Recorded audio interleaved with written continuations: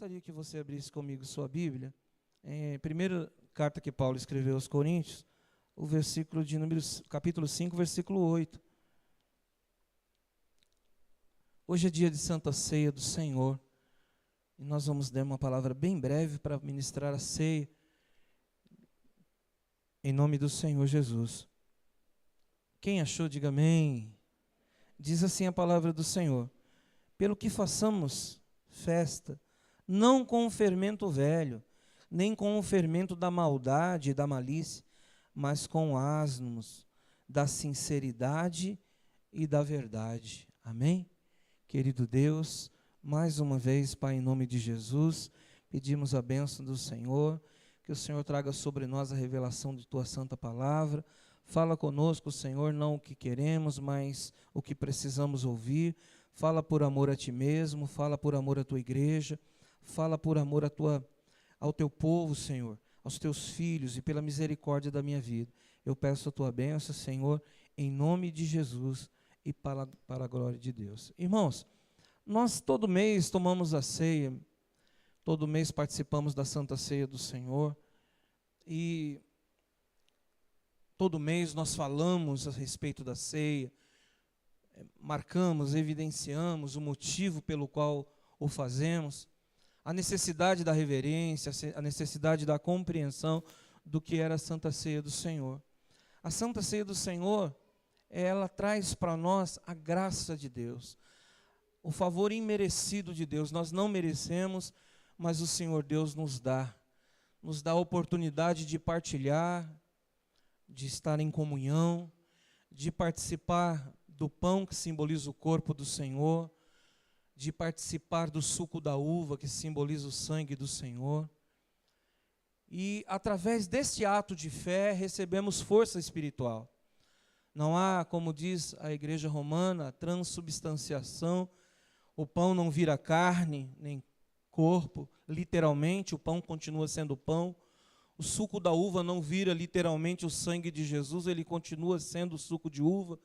Mas por meio da fé, ele se torna elementos poderosos para trazer e gerar em nós até a cura das enfermidades. Amém, irmãos? Pois a Bíblia diz que pelas suas chagas, pelas suas pisaduras, nós fomos sarados, nós fomos curados. Então, quando eu entendo esse momento da Santa Ceia, quando eu compreendo o que é estar sentado à mesa do Senhor, eu entendo então que Jesus se faz presente. Eu entendo que Jesus está no nosso meio, porque a Bíblia diz, aonde tem 2 ou 3 pessoas reunidas em seu nome, ali ele se faz presente. Na hora da ceia, meu irmão, ele se faz presente literalmente. Ele se manifesta através das nossas vidas. Por isso é um momento de reflexão, é um momento que nós precisamos realmente prestar muita atenção no que o texto diz, prestar muita atenção no que o texto fala, quando ele diz que nós temos que examinar o homem a si mesmo, né? Examinar o homem a si mesmo, quer dizer, se autoavaliar, se autoexaminar. Meu Deus, o que é que eu estou sendo, o que é que eu estou fazendo? Sabe, a minha intenção não é de exortar ninguém, mas de trazer a atenção dos irmãos.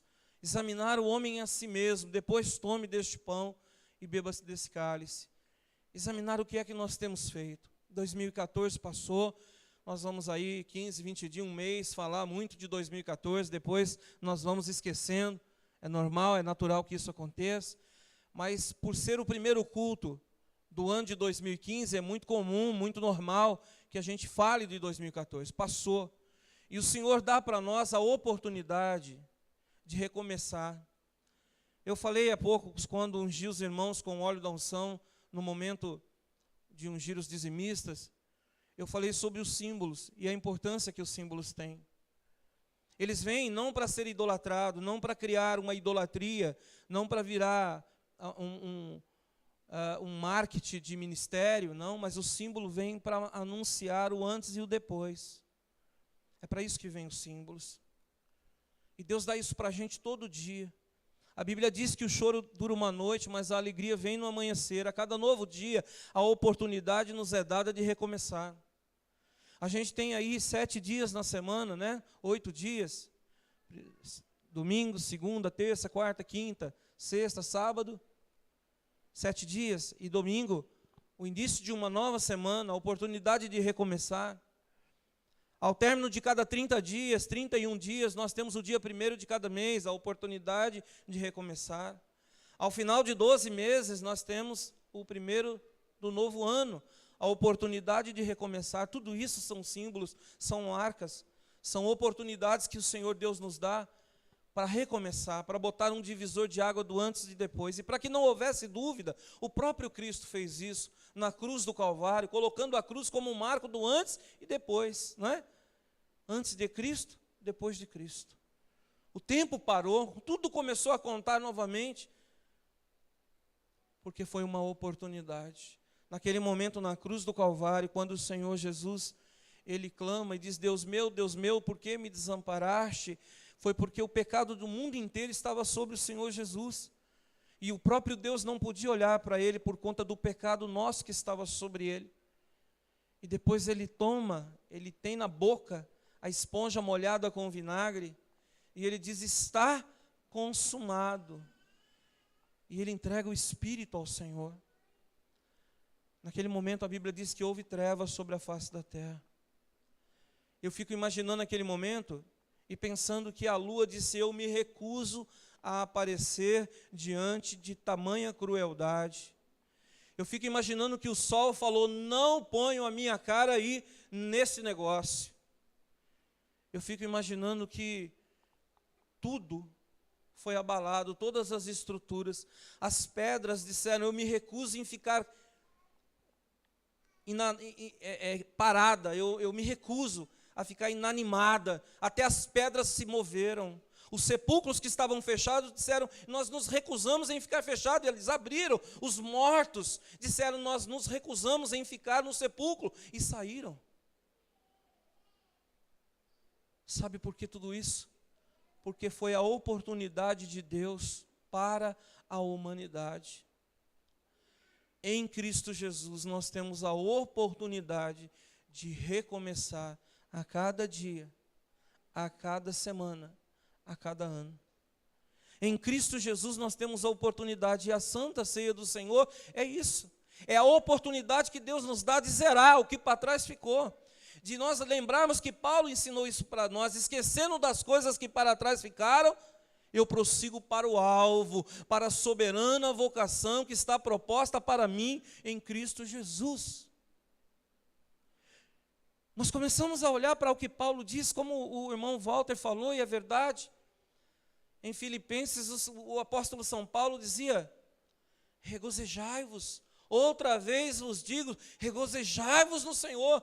E aquele homem, quando falava isso, ele estava com grilhões, ele estava preso nas masmorras. Ele estava num lugar úmido, fético, num lugar horrendo e horrível. E ele diz: alegrai-vos, regozijai-vos no Senhor. O que Paulo estava nos dizendo?